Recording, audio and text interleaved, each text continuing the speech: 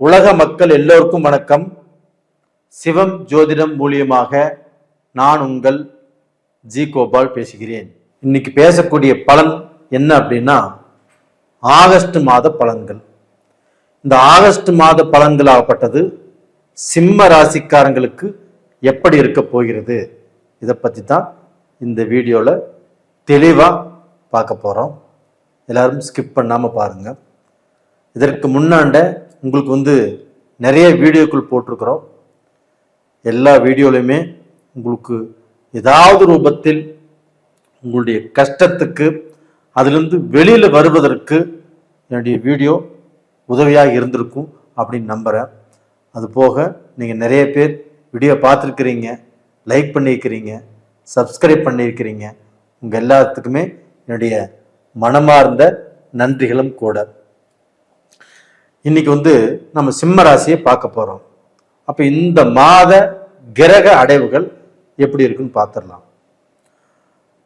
மிதுனத்துல குருவும் சுக்கிரனும், கடகத்தில் புதன் பகவான், சிம்மத்தில் ஆகஸ்ட் 17க்கு சூரியன் கடகத்தில் சிம்மத்துக்கு வந்துருவாங்க.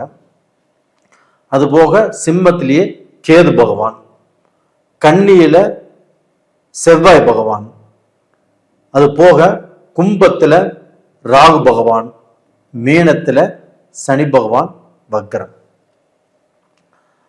இப்ப இந்த மாத கிரக அடைவுகள் அப்ப இந்த சிம்ம ராசிக்காரங்களுக்கு எப்படி இருக்கிறது அப்படின்னா ஒன்றும் பிரச்சனை இல்லை, நல்லா தான் இருக்குது. அப்போ உங்களுடைய ராசிநாதன் உங்களுடைய ராசிக்கு 12ஆம் இடத்துல இருக்கிறாங்க. அப்ப 12ல எந்த கிரகமும் மறையக்கூடாது. மறைந்தால் கெடு பலன்கள் தான் கொடுக்கும். ஆனால் சிம்ம ராசிக்கு 12ல சூரியன் இருந்தாலும் அந்த சூரியனோடு புதன், அப்ப புதனும் சூரியனும் சேர்ந்து புதாதித்ய யோகத்தோடு 12ஆம் இடத்தில் இருக்கிறார். இது அற்புதமான யோகம்.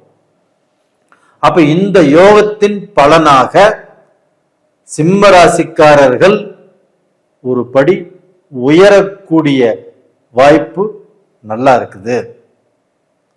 அது போக உங்களுடைய லக்னத்துக்கோ ராசிக்கோ 11ஆம் இடத்தில் குருவும் சுக்கிரனும். அப்ப அந்த குருவும் சுக்கிரனும் இணைந்திருப்பது, லாபஸ்தானத்தில் இருப்பது, சிம்ம ராசிக்கு 5 கூடிய கிரகம் குரு பகவான் 11ஆம் இடத்துல இருப்பது யோகம். அதுவும் சுக்கிரனோடு இருப்பது யோகம். அந்த குருவும் சுக்கிரனும் இணைந்து 7ஆம் பார்வையாக உங்க ராசிக்கு 5ஆம் இடத்தை பார்க்கிறாங்க. அப்ப அந்த 5ஆம் இடத்தை பார்ப்பதனால உங்களுடைய கௌரவம் இன்க்ரீஸ் ஆகும்.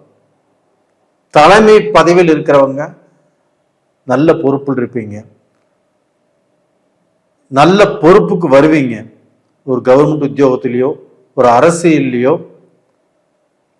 ஒரு பேச்சாளராக இருந்தாவோ இவங்களுக்கு எல்லாமே புகழ், கண்டிப்பாக மரியாதை, அந்தஸ்து சமுதாயத்தில் கண்டிப்பாக கிடைக்கும். அப்ப நீங்க ஒரு நல்ல பிசினஸ் மேனா இருக்கிறீங்க, இல்ல நல்ல பிரைவேட்ல நல்ல ஜாப் இருக்கிறீங்க, அதுல நல்ல பொசிஷன் இருக்கிறீங்க அப்படின்னா இது எல்லாமே நல்லா இருக்கும், எந்த குறையுமே இல்லை. இது போக பாத்தீங்கன்னா இந்த 5ஆம் இடத்தை, அதாவது சிம்ம ராசிக்கு 5ஆம் இடத்தை குரு பார்க்கிறாரு, சுக்கிரனும் பார்க்கிறாரு. அப்ப இந்த 5ஆம் இடத்தை குரு பார்க்கறதுனால சிம்ம ராசிக்காரருடைய மக்கள், அதாவது குழந்தைகள், அப்ப அவங்களுக்கு அவங்களுடைய குழந்தைகளால் நல்லது நடக்கும். இப்போ குழந்தைகளை நினைச்சு நீங்க வருத்தப்பட்டு இருக்கலாம். குழந்தைகளுக்கு காலேஜ் சரியா அமையல, இல்லை ஹாஸ்டல்ல சேர்ந்துட்டு இருக்கிறாங்க, அங்கே சாப்பாடெல்லாம் எப்படி இருக்குதோ அப்படின்னு வருத்தப்படலாம். நல்ல கோர்ஸ் கிடைக்க மாட்டேங்குதே அப்படின்னு வேதனைப்படலாம். இல்லை அந்த பையனுக்கு படிச்சுட்டாப்புல நல்ல வேலை கிடைக்கலையே அப்படிங்கிற வேதனைப்படலாம். அது போக அவன் கல்யாணம் ஆயிடுச்சு, நல்ல வாழலையே, நல்ல குழந்தை பாக்கியம் இல்லையே அப்படின்னு வேதனைப்படலாம். இது எல்லாமே எந்த குறை இருந்தாலும் மக்களால் எந்த குறை இருந்தாலும், மக்களை பற்றி நீங்கள் எவ்வளவு கவலைப்பட்டு கொண்டிருந்தாலும் அந்த கவலைகள் குறையக்கூடிய டைம் வந்தாச்சு. அப்ப மக்களால் சந்தோஷப்படக்கூடிய நேரம் வந்தாச்சு. தைரியமாக இருங்க. உங்களுடைய நம்பிக்கை வீண் போகாது. நீங்க கடவுள்கிட்ட வேண்டின வரம், உங்க பிரார்த்தனை கண்டிப்பாக வீண் போகவில்லை. அது போக பார்த்தீங்கன்னா, இந்த சூரியனும் புதனும் உங்க ராசிக்கு 12ஆம் இடத்துல இருக்கிறாங்களா, அந்த சூரியன் ஆப்பட்டது ஆகஸ்ட் 18க்கு தன்னுடைய ராசிக்கே வராங்க. அப்ப தன்னுடைய ராசிக்கு வருவதால் அந்த ராசியிலேயே கேதுவும் இருக்கிறாங்க. அப்ப அந்த கேது பகவான் சூரியன் ஆப்பட்டது மெல்ல மெல்ல அந்த கேது பகவானை நெருங்கும் போது கண்டிப்பாக உங்களுக்கு வேலையில குழப்பம், பிஸ்னஸ்ல குழப்பம், ஒரு பெரிய பிஸ்னஸ் பண்ணிட்டு இருக்கிறீங்க, அதுல தடுமாற்றம், உங்களுக்கு ஏதாவது ரூபத்துல ஒரு கெட்ட பேரு, ஒரு விஐபியா இருக்கிறீங்க, நீங்க பேசக்கூடிய பேச்சுல உங்களுடைய மரியாதை போகலாம், நீங்க எடுக்கக்கூடிய முடிவுல உங்களுடைய மரியாதை போகலாம்.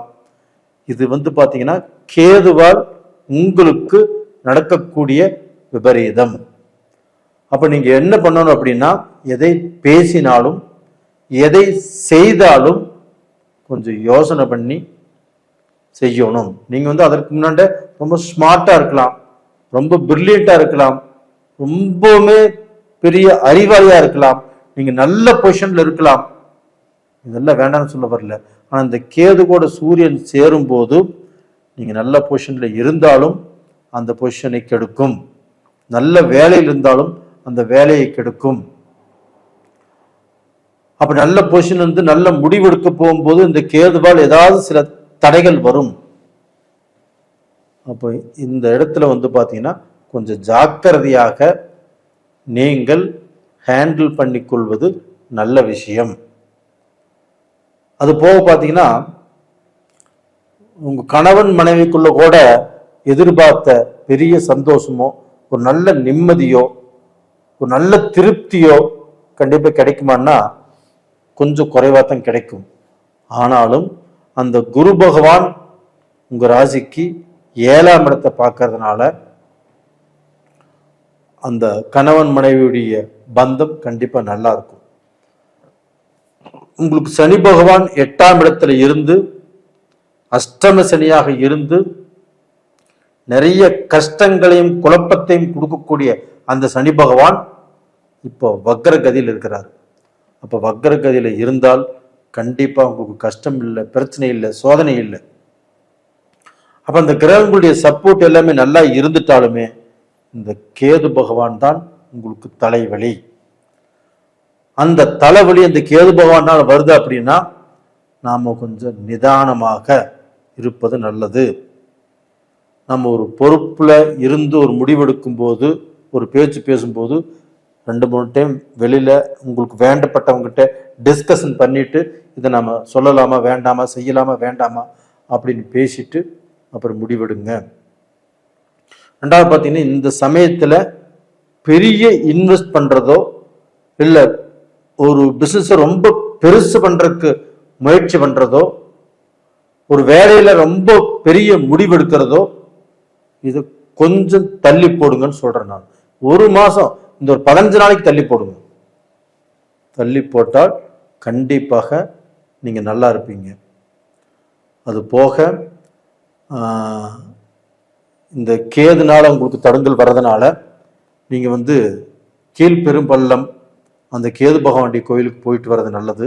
அப்படி அந்த கோயிலுக்கு போக முடியாதவர்கள் கேதுவின் ரூபத்தில் உள்ள விநாயக பகவானை பிள்ளையார்பட்டி போயிட்டு வந்தாலும் சரி, இல்லை அருகாமையில் இருக்கக்கூடிய விநாயகரை கும்பிட்டாலும் சரி, திங்கக்கிழமை நாளில் அருகம்புல் வச்சு ஒரு சொம்பு தண்ணி ஊற்றி கும்பிட்டு வாங்க. கண்டிப்பாக இதை மறக்காமல் செய்யுங்க, உங்களுக்கு பலன் கண்டிப்பாக கிடைக்கும். நேயர்களே, இந்த வீடியோ பார்த்துருக்குறீங்க, உங்களுக்கு பிடிச்சிருக்கும், சப்ஸ்கிரைப் பண்ணுங்க, லைக் பண்ணுங்க.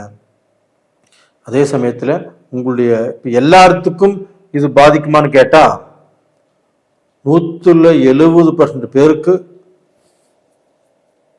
பாதிப்பது கிடையாது, 30% பேருக்கு பாதிக்கும். ஏன்னா அந்த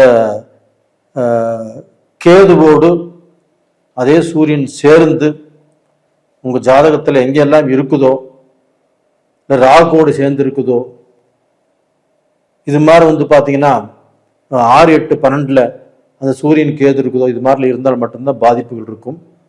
அப்படி என்ன ஏதுங்கிறது பார்ப்போம்னு நினச்சா உங்கள் ஜாதகத்தை அனுப்பிச்சி வைங்க, நான் பார்த்து சொல்கிறேன். அது போக உங்கள் ஜாதகத்தில் என்ன தசா புத்திகள் நடக்குது, உங்களுக்கு அடுத்தது என்ன செய்யணும், என்ன செய்யக்கூடாது, இதையும் நான் பார்த்து சொல்கிறேன். கண்டிப்பாக நல்லா இருப்பீங்க. நேயர்களே, உங்களிடமிருந்து விடைபெறுவது உங்களின் ஜி கோபால். நன்றி, வணக்கம்.